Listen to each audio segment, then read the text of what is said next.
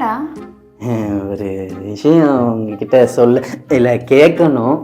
சொல்லு. இல்லை இப்போ ஃப்ரெண்ட்ஸ் எல்லாம் வந்திருந்தாங்க ஊர்ல இருந்து. அதான் அப்படியே மச்சான் ஒரு ட்ரிப்பு மாதிரி போகலாம் அப்படின்ற மாதிரி சொன்னாங்க. பட் நான் வந்து இல்லைடா ஃபேமிலியாக இருக்கேன்டா செட் ஆகாதுன்னு சொன்னேன்.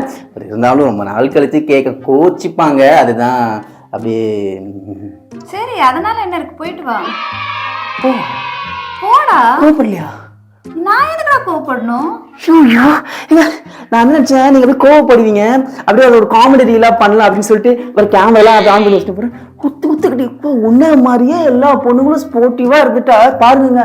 ஏன் தான் இந்த பொண்ணுங்க தங்கமான பொண்ணுங்க, நீ சூப்பருங்க. கேமரா ரோலிங்ல இருக்கு. ரோலிங்ல இருக்கு. ஓ, இப்போ இதை வச்சு ரீல்ஸ் பண்ணலாம்னு முடிவு காமெடி ஒரு அப்படியே பண்ணலாம்னு நினைச்சேன். நானும் ஆக்சுவலி உங்ககிட்ட ஒரு விஷயம் கேட்க. சொல்லுங்க. நீ என்னைக்கு ட்ரிப் போற? 27, 28. ஓ, ஓகே ஓகே, அப்போ கரெக்ட் தான். 29, 30 வந்து நான் ட்ரிப்பு போகிறேன். ட்ரிப்பு போய்? யார் கூட? என் ஃப்ரெண்ட்ஸ் கூட தான்டா. ஃப்ரெண்ட்ஸ் கூடவா? சும்மா இவங்க காமெடி பண்ணுறாங்க. கேர்ள்ஸ் எல்லாம் எப்படிங்க ட்ரிப் எல்லாம் போக முடியும்? ஃப்ரெண்ட்ஸ் கூடலாம் செட் ஆகாதுங்க. ஏன்? இல்லைங்க, இப்போ ஃபேமிலி கூட நம்ம போகிறோன்னா அது வேறங்க. நம்ம ட்ரிப்பாக போகிறோம், பொண்ணுங்க கூடலாம் பொண்ணுங்களா நல்லா இருக்காதுங்களா, அதெல்லாம் செட் ஆகாது. அதான் ஏன்?